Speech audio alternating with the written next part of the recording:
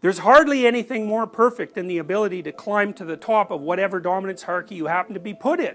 Now, one of the things I would say is that women exerted tremendous selection pressure on men to be exactly that sort of creature. Now imagine that there's a set of qualities that makes it more probable that you'll get to the top of a dominance hierarchy. Now that's not that hard to imagine, right? You might think, well, intelligence might have something to do with that.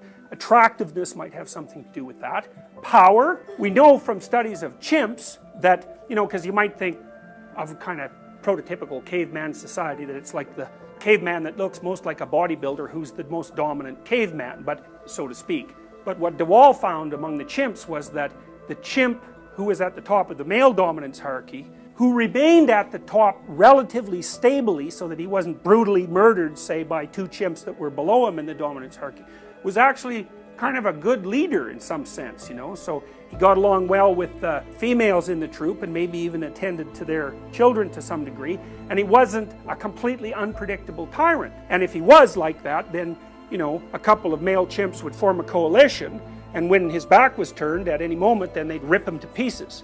And so that's really, it's phenomenally interesting, because what it suggests is that there's a stable set of characteristics, relatively stable, that are operative within a dominance hierarchy that propels you to the top. And that's characteristic not only of human dominance hierarchies, but it's also characteristic in a way that's analogous to even chimp dominance hierarchies. So that's kind of an interesting idea, right? There's a set of stable traits that propels you towards the top.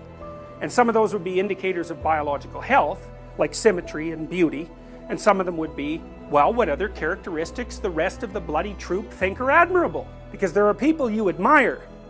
You think, well, why are there people that you admire? And what does it mean to admire someone? And what it means in some sense is that the effect they have on you is one of wanting to imitate. And so, you know, we're imitating ourselves all the time. So if you admire someone, what that does is it hooks into your desire to imitate. And that's also part of an inbuilt intrinsic biological process. So here's what we're going to say. Dominance hierarchy. Reason for getting to the top. That produces admiration, partly because people want to be at the top of a dominance hierarchy. It's less stressful at the top. You have better resources at the top. And the top is a place, right? Because it's been around for 400 million years. It's a place. It's like a conceptual place in a sense, or it's a place that's the emergent property of social organization. But it's a place. And it's a place where people want to go. You got a dominance hierarchy. Someone gets to the top, you admire them. But that's not exactly what human beings are like. First of all, there isn't one dominance hierarchy. There's hundreds of the bloody things, especially as society becomes complex.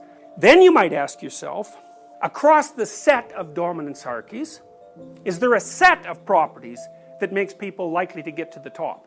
And that's the kind of question that only a creature capable of abstraction could ask or posit. The figure that represents the properties that produces the highest probability of climbing to the top of the set of all dominance hierarchies is a messianic figure.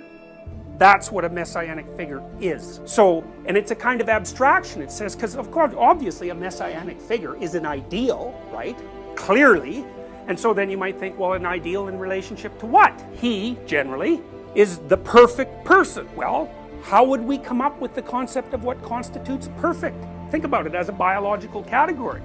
Well, there's hardly anything more perfect than the ability to climb to the top of whatever dominance hierarchy you happen to be put in.